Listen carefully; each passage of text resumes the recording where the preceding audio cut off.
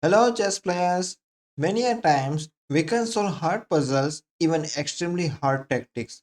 But whenever similar position occurs in a game, we might not be able to realize the solution. Therefore, it's not about puzzle only, but also to understand the sequence of moves that lead to winning position. Here is the today's position. We are going to do the same thing. We will begin with important positional observations of the puzzle in terms of pros and cons. We are playing as a white color. We are in an endgame position. Our king is quite safe. We have played castling on the king side. Queen is in the active area and also on the king side, eyeing on the opponent's king structure. Bishop on the center square, plus it is on the open long diagonal. Our rook is on the center square and ready to join the attack via either f4 or g4 or h4. If we see the other side of the board, black has played castling on the king side and the king looks safe. No minor pieces on the king's quadrant. This is a weakness. Now, let me explain what is the meaning of King's Quadrant. One fourth part of the board is known as the quadrant, and wherever the king is there, that is called the King's Quadrant. So, this blue box is known as the King's Quadrant. Queen is on the center square, but it is isolated from the active area. Black rooks on f8 and d6 are not active. Now, pause the video and try to find the sequence of moves that will lead to winning position in this game. You can also write your moves in the comment box. Alright, if you found Queen f6, brilliant. This is amazing move, creating checkmate threat on the next turn. This shows your expertise on your tactics because if pawn capture queen, then rook g4 check, king has only one option, king h8, and bishop capture pawn, checkmate. So after queen f6, let's say if opponent is trying to capture a bishop, then we can capture the queen with our queen. So this is also a winning position. In case after queen f6, if opponent is trying something rook c8, creating space for the king, but there is no chance. It's a checkmate in one. Queen capture g7 checkmate. Now you see, it's very easy to solve any position if we observe the board properly using the positional observation technique. We have solved this tricky position and we might be able to recreate similar position during the game. Now, let us understand the steps that brought us to this endgame position. Therefore, let's begin from the starting. The game started with pawn e4, pawn c6, Caro Kann defense, pawn d4. We have two pawns on the center squares. They are nicely controlling center squares and having space for our both the bishops. Pawn d5, black is striking back on the center. Knight c3, developing our minor piece, attacking on two center squares. Pawn takes pawn, knight capture back, advancing our knight on the center square. Knight d7. Here we arrived at a variation, Karpov variation.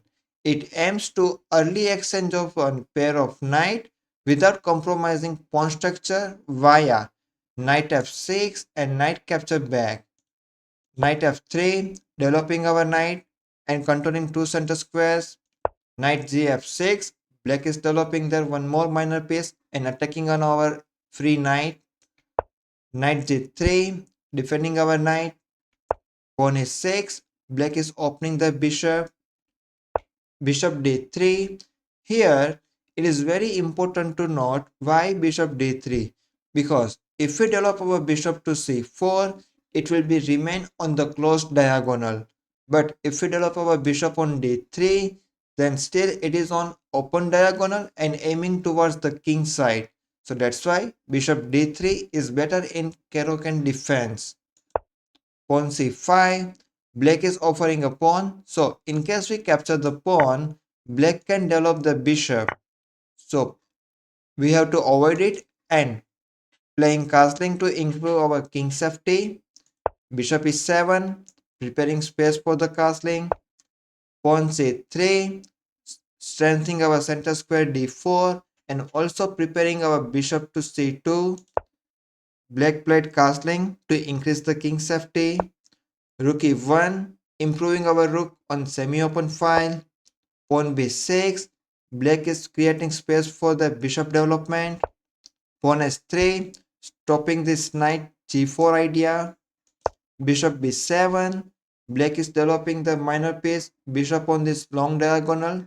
This is a fianchet of bishop, we have to be careful about this.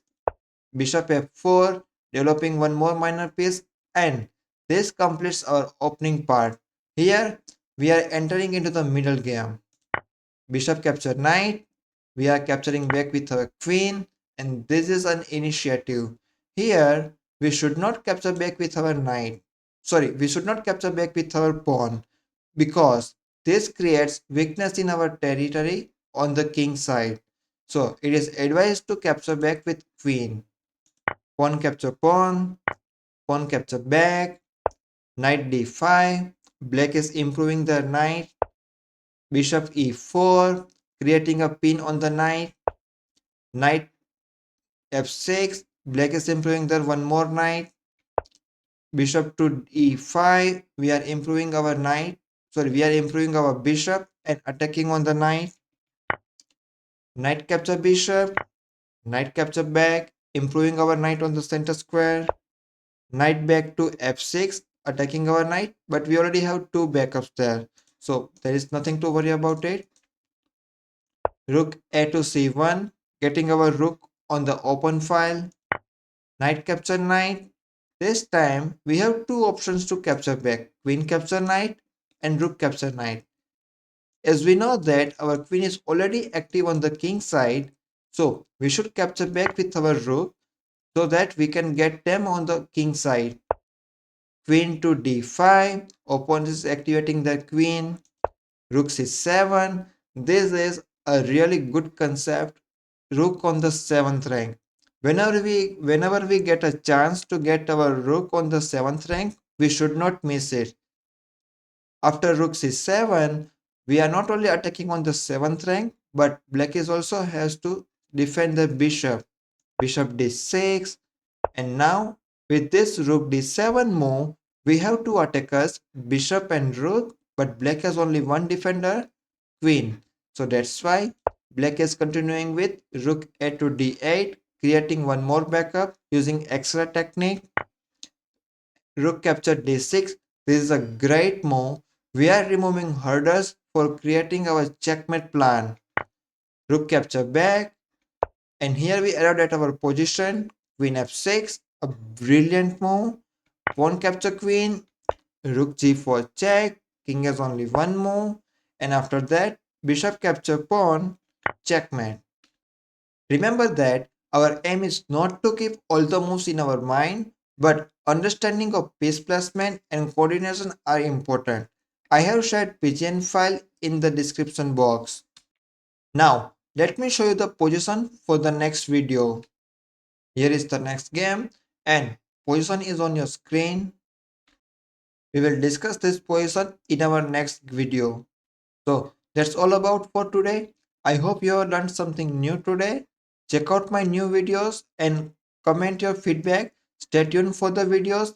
Thanks for watching.